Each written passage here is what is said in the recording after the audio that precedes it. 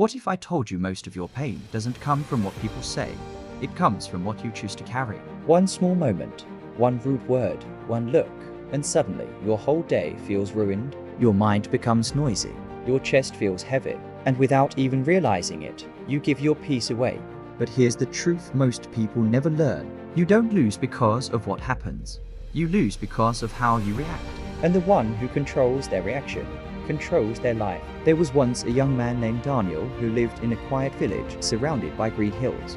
From the outside, he looked strong and capable, but inside, he was always tired. Not tired from work, but from emotions he couldn't control. If someone spoke harshly, he reacted immediately. If someone disrespected him, he carried it for days. If someone ignored him, it stayed in his mind all night. People thought he had anger issues, but he was simply carrying too much.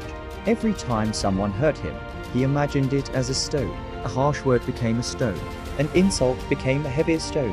And slowly, day by day, he began collecting them. He carried them in an invisible bag on his back. His smile slowly disappeared. His shoulders dropped. Even the brightest days started to feel dull. One morning, completely exhausted, Daniel decided to leave the village for a while. He began walking toward the mountains. The air was fresh. The sky was clear. But his steps were heavy because he was still carrying the weight inside him. After some time, he noticed an old man walking toward him. The man looked simple, almost ordinary, carrying a small bundle.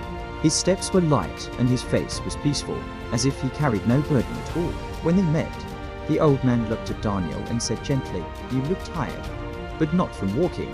Daniel let out a deep sigh. "I carry too much," he replied. The old man nodded softly. "Show me."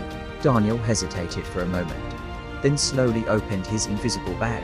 "It's full of stones," he said quietly. The old man bent down, picked up two small stones from the ground, and placed one on the path while handing the other to Daniel. "The one on the ground," the old man said calmly, "represents the person who hurt you." They said what they said, and then they moved on.